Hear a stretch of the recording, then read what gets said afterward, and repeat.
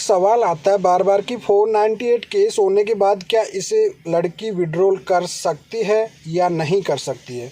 देखो यार, मैं आपको बात बता देता हूँ, जिससे 498 जैसा मामला होता है ना, इसको आप विड्रॉल नहीं कर सकते हो। कि हाँ, ये एक बार अगर लड़की ने कर दी, एफआईआर हो चुकी है, तो फिर विड्रॉल करना बहुत कठिन हो जाता है। क्यों? क्योंकि या तो उसको कोर्ट में अपने बयान पलटने पड़ेंगे, या फिर उसको जो भी है सेटलमेंट करना पड़ेगा, लड़के के साथ भी सेटलमेंट करना पड़ेगा, या फिर कॉम्प्रोमाइज़ करना पड़ेगा। सेटलमेंट मतलब क्या होता है? सेटलमेंट का मतलब कॉम्प्रोमाइज़ दोनों एक डिफरेंट होता है। सेटलमेंट का मतलब होता है कुछ ले दे के ख़त्म करना, केस को परमानेंटली दूर हो जाना। कॉम्प्रोमाइज़िंग का मतलब होता है कि साथ में रहना। ठीक है भाई, जो भी गलती है उसके लिए माफ़ीनामा देना, अपने बयान पलटना। तो ये सिचुएशन होकर उसे कॉम्प्रोमाइज़िंग करके ही ख़त्म किया जाता है। लेकिन अगर लड़की एक बार केस कर देती है तो उसके बाद वो विड्रॉल कभी नहीं कर सकती। उसमें फिर उसका पति का सपोर्ट चाहिए चाहिए। तो इस वजह से मैं कहीं लड़कियों को भी कहता रहता हूँ हमेशा कि देखो, 498 जैसा मामला आप कर रहे हो ना, तो उसमें आप सोच लीजिए, एक बार पहले अच्छे से समझ लीजिए, सोच लीजिए। और 498 जैसे जो मामले होते हैं उसमें आपको खुद को फिर डिफ़ॉल्टर होना पड़ेगा, आपको डिफ़ॉल्ट हो जाना पड़ेगा, क्योंकि आप अपने खुद के बयान पलटोगे। चाहे वो सेटलमेंट हो चाहे कॉम्प्रोमाइज़ हो, तो आप खुद डिफ़ॉल्ट हो जाओगे।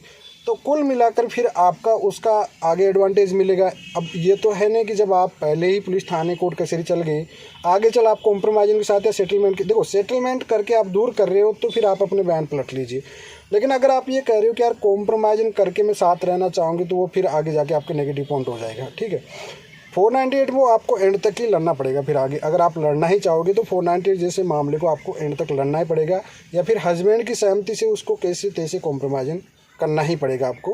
नहीं तो आपकी दिक्कत काफ़ी क्रिएट हो जाएगी उसमें, और आगे जाके उसका एडवांटेज आपके हस्बैंड को मिल जाएगा। तो ये एक नेगेटिव पॉइंट होता है महिलाओं के लिए, और पुरुषों के लिए एक प्लस पॉइंट होता है। क्योंकि या तो कॉम्प्रोमाइज़ कर लीजिए या सेटलमेंट कर लीजिए, झुकना लड़की को ही पड़ेगा। ठीक है, तो इस सिचुएशन में भले ही समय कितना लग जाए, देखो 498 करते समय तो लड़की कर देती है, लेकिन उसके बाद में उसको दिक्कत आती है, एहसास होता है, फील होता है कि जो मैंने केस किया इसमें टाइमिंग, मनी, सब कुछ बर्बाद हो रहा है। तो ये देखने के बाद खुद लड़की सोचती है कि यार ये गलत हो रहा है इसमें। अब वो विड्रॉल करना भी चाहे तो विड्रॉल नहीं कर पाती है, क्योंकि उसमें भी उसका हस्बैंड का सपोर्ट चाहिए ना। अब दोनों के बीच में केस हो जाती है, दोनों की बात बनती नहीं है, थर्ड को मेडिएटर डाल नहीं सकते हैं, फिर वो जो भी होती है लोक अदालत का सहारा लेते हैं, फिर मेडिसिन का सहारा लेंगे, काउंसलिंग का सहारा लेंगे, ये वाली प्रॉब्लम आती है। तो आपको 498 करने के लिए एक सिंपल भाषा में मैंने समझाया कि आप आसानी से विड्रॉल नहीं कर सकते उसको। सिंपल सी भाषा में समझाया कि भाई आसानी नहीं करोगी। उसके लिए आपको हस्बैंड के पास झुकना ही पड़ेगा, हस्बैंड से रिक्वेस्ट करना ही पड़ेगा, उसके सेटलमेंट करना पड़ेगा, या तो साथ में या कॉम्प्रोमाइज़ करना पड़ेगा। अब हस्बैंड लोग ये कभी नहीं सोचते कि आप हम तो साथ रह लें। साथ रहने की देखो 498 जैसे मामला आपको कितना कोशिश कर लीजिए, कोई नहीं रहता साथ में, ये बात सत्य भी है।